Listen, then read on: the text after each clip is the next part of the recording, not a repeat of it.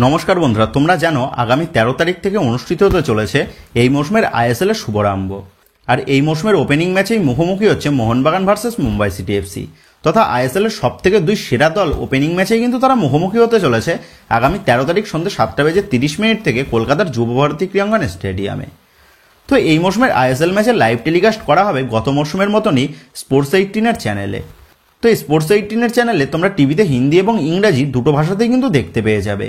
আর যারা মোবাইলে খেলা দেখবে তারা মোবাইলের জিও টিভিতে সম্পূর্ণ ফ্রিতেই কিন্তু লাইভ টেলিকাস্ট তোমরা দেখতে পাবে এবং গত মৌসুমের মতনই মোবাইলেও কিন্তু ল্যাঙ্গুয়েজ সিলেক্ট করার অপশান থাকবে। তো যাক, এবার যদি বাংলাতে কোন চ্যানেলে কমেন্ট্রি করা হবে এই বিষয় নিয়ে আলোচনা করা যায়, তো বাংলাতে ডিডি বাংলা চ্যানেলে দেখানো হতে পারে। যদিও বা বাংলাতে কোন চ্যানেলে দেখানো হবে এই বিষয়ে কিন্তু এখনও পর্যন্ত অফিসিয়ালভাবে কোনো রকম আপডেট জানা যায়নি।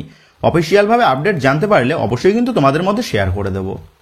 তো যাক, এবার যদি এই দুই দলের শক্তিশালী ও দুর্বল দিকগুলি কী কী সেই নিয়ে কথা বলা যায়, তো তোমরা জানো এই মরশুমে দুটো দলেই কিন্তু বেশ কিছু প্লেয়ারের পরিবর্তন হয়েছে।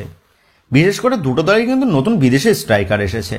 তো মোহনবাগান দলের তারা এই মরশুমে ডুরান্ড কাপের ম্যাচ দেখে যা মনে হয়েছে, মোহনবাগান দলের ডিফেন্স পজিশন ছাড়া বাকি সমস্ত পজিশনগুলোই কিন্তু বেশ স্ট্রং। অপর দিক দিয়ে মুম্বাই সিটি এফসি তারা যেহেতু ডুরান্ডে তাদের সিনিয়র দলকে মাঠে নামায়নি, সেহেতু এই মরশুমে মুম্বাই সিটি এফসি দলের স্ট্রংগেস্ট এবং উইকনেস পয়েন্টগুলো কী কী সেটা কিন্তু এখনই বলে দেওয়াটা তেমন একটা সম্ভব হচ্ছে না। তবে মুম্বাই সিটি এফসি তারা কিন্তু থাইল্যান্ডে তারা প্রি সিজন করার সময় তারা কিন্তু প্রি সিজন ম্যাচ খেলেছিল এবং সেই প্রি সিজন ম্যাচে কিন্তু মুম্বাই সিটি এফসি তারা জয় পায়। তো যাক, মুম্বাই সিটি এফসি এবং মোহনবাগান দুটো দলের কাছেই কিন্তু তাদের অন্যতম সেরা গোলকিপার রয়েছে, সেহেতু গোলকিপার পজিশনে দুটি দলই কিন্তু বেশ স্ট্রং। তো যাক, এবার যদি ডিফেন্স নিয়ে আলোচনা করা যায়, তো মুম্বাই সিটি এফসি দল থেকে তাদের ভারতীয় ক্যাপ্টেন রাহুল বেকে সে কিন্তু দল ছেড়েছে। তবে রাহুল বেকে ছাড়া মুম্বাই সিটি এফসি কিন্তু তারা তাদের বাকি বিদেশি ও স্বদেশি ডিফেন্ডারদের দলে ধরে রেখেছে, যার ফলে গত মৌসুমে একসাথে খেলার জন্য তাদের ডিফেন্স লাইনের মধ্যে কিন্তু বোঝাপড়াটা রয়েছে। কিন্তু অপর দিক দিয়ে মোহনবাগান দলে এই মৌসুমে কিন্তু দুটো নতুন বিদেশি ডিফেন্ডার এসেছে, প্লাস আনোয়ার আলী চলে যাওয়ার ফলে মোহনবাগানের ডিফেন্স লাইনেও কিন্তু বর্তমানে বেশ টালমাটাল অবস্থার সৃষ্টি হয়েছে।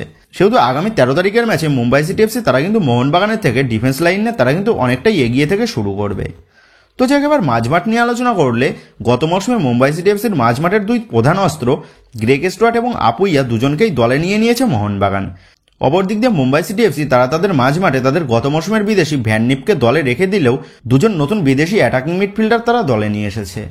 সেহেতু নতুন প্লেয়াররা দলের সাথে কতটা মানিয়ে নেবে সেটাই কিন্তু এখন ভাইটাল একটা বিষয় মুম্বাই সিটি এফসির জন্য। সেহেতু ডিফেন্সিভ মিডফিল্ড এবং অ্যাটাকিং মিডফিল্ড মানে টোটাল মিডফিল্ডে মোহনবাগান তারা কিন্তু মুম্বাই সিটি এফসির থেকে একটু হলেও এগিয়ে রয়েছে এই ওপেনিং ম্যাচেই। তো যাক, এবার দুই উইং নিয়ে আলোচনা করলে মুম্বাই সিটি এফসির উইংয়ে ছাংতে এবং বিপিন অথবা বিক্রম প্রতাপ সিং এরা রয়েছে। আর বিক্রম প্রতাপ এবং বিপিন এরা দুজনেই কিন্তু মোহনবাগানের বিরুদ্ধে খেলা হলে তারা দুজনেই কিন্তু জ্বলে ওঠে। অপর দিক দিয়ে মোহনবাগানের দুই উইংয়ে রয়েছে মনবীর সিং এবং লিস্টন গোলাসো। আর গত ডুরান্ডের ম্যাচগুলোতে মনবীর সিং এবং লিস্টন গোলাসো এদের দুজনকেই কিন্তু দুর্দান্ত ছন্দে দেখা গেছে। সেহেতু ওভারঅল দেখতে গেলে দুই দলের উইং পজিশনটাই কিন্তু সমান। তো যাক, এবার যদি দুই দলের স্ট্রাইকার পজিশন নিয়ে কথা বলা যায়, সেক্ষেত্রে মুম্বাই সিটি এফসি তারা কিন্তু এই মৌসুমে তাদের নতুন স্ট্রাইকার নিকোলাস কারিলিসকে তারা দলে নিয়েছে। অপর দিক দিয়ে মোহনবাগানের কাছে জেসন কামিংস, ডিমিত্রি পেট্টারস এবং জেই ম্যাকলারেনের মতন সেরা স্ট্রাইকার রয়েছে।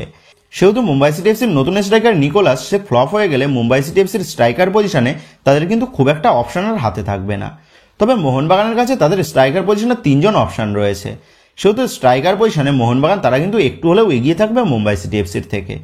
আর এই ম্যাচে জেমি ম্যাকলারেনের কিন্তু মাঠে নামার একটা সম্ভাবনা রয়েছে। সেহেতু জেমি ম্যাকলারেন মাঠে নামলে এটা কিন্তু মোহনবাগানের জন্য একটা বোনাস গিফট হয়ে যাবে, সেটা বলাই যায়। তো ওভারঅল দেখতে গেলে আইএসএল এর ওপেনিং ম্যাচটাই কিন্তু আমরা বেশ একটা হাড্ডাহাড্ডি ম্যাচ দেখতে পেতে চলেছি। আর আমরা জানি মোহনবাগান ভার্সেস মুম্বাই সিটি এফসির ম্যাচটা কিন্তু চিরদিনই একটা হাড্ডাহাড্ডি ম্যাচ হয়ে থাকে। ডার্বি ম্যাচের পর মোহনবাগান ভার্সেস মুম্বাই সিটি এফসির এই ম্যাচটাই কিন্তু বেশ টানটান উত্তেজনামূলক ম্যাচ আমরা দেখে আসছি বিগত বেশ কয়েক মরশুম ধরে। সেক্ষেত্রে এই মরশুমের আইএসএল এর ওপেনিং ম্যাচটাও যে বেশ হাড্ডাহাড্ডি একটা ম্যাচ সমর্থকরা দেখতে পেতে চলেছে সেটা কিন্তু পুরোপুরি নিশ্চিত। তো যাক, এবার যদি এই ওপেনিং ম্যাচে দুই দলের সম্ভাব্য একাদশ কেমন হতে পারে সেই নিয়ে আলোচনা করা যায়, তো এখানে সর্বপ্রথম মুম্বাই সিটি এফসির প্লেইং 11 নিয়ে আলোচনা করা যাক। তো মুম্বাই সিটি এফসির দলের কোচ পিটার ক্র্যাটকি সে কিন্তু তার পছন্দের ফরমেশন 4-2-3-1 এই ফরমেশনে সে মোহনবাগানের বিরুদ্ধে দল নামাতে পারে, যেখানে মুম্বাই সিটি এফসির গোলপোস্টের নিচে দেখা যাবে পূর্বালা চেনপাকে। দলের চারের ডিফেন্সে দেখা যাবে আকাশ মিশ্রা, মেহতাব সিং, তিরি এবং ভ্যালপুইয়াকে। দুজন ডিফেন্সিভ মিডে ভ্যান নিপের সাথে জয়েশ রানীকে দেখা যেতে পারে। তবে এখানে জয়েশ রানের পরিবর্তে হিতেশ শর্মাকেও কিন্তু মাঠে দেখা যেতে পারে। তো এবার আপফ্রন্ট নিয়ে আলোচনা করলে আপফ্রন্টের দুই উইংয়ে বিক্রম প্রতাপ সিং এর সাথে ছাংতেকে দেখা যাবে। আর অ্যাটাকিং মিডে থাকতে পারে জেরেমি মানজারো। তবে জেরেমি মানজারোর পাশাপাশি জন টোরালকেও কিন্তু আমরা মাঠে দেখতে পেতে পারি। আর দলের স্ট্রাইকার পজিশনে থাকবে মুম্বাই সিটি এফসি দলের নতুন বিদেশি স্ট্রাইকার নিকোলাস কারিলিস। তো এইরকম প্লেইং 11 নিয়ে মুম্বাই সিটি এফসি তারা কিন্তু মোহনবাগানের বিরুদ্ধে প্রথম ম্যাচে মাঠে নামতে পারে। তো যাক, এবার যদি মোহনবাগানের সম্ভাব্য একাদশ কেমন হতে পারে সেই নিয়ে আলোচনা করা যায়, তো মোহনবাগান কোচ হোসে মলিনা সে কিন্তু এই ম্যাচের জন্য 3-5-2 ফরমেশনটা ইউজ করতে পারে, যেখানে দলের গোলকিপার পজিশনে দেখা যাবে বিশাল কায়েতকে, দলের 3 ডিফেন্সে দেখা যাবে সুভাশিস বোস, টম অ্যালডেড এবং অ্যালবার্টো রড্রিগেজকে। মাঝমাঠের 5 জনের মধ্যে আপুইয়ার সাথে অভিষেক সূর্যবংশী অথবা দীপক টাংরিকে দেখা যেতে পারে এবং পরবর্তীতে অনিরুদ্ধ থাপা মাঠে নামতে পারে। এবং 2 উইং ব্যাকে দেখা যাবে লিস্টন কোলাসোর সাথে মনবীর সিংকে, আর অ্যাটাকিং মিডে এখানে রাখা হয়েছে সাহাল আব্দুল সামাদকে, আর জোড়া স্ট্রাইকার হিসাবে এখানে থাকবে জেসন কামিংসের সাথে দিমিত্রি পেট্রাটস। তো এইরকম প্লেইং 11 নিয়ে ওপেনিং ম্যাচে কিন্তু ঘরের মাঠে জয়ের উদ্দেশ্যে নামতে পারে মোহনবাগান দল।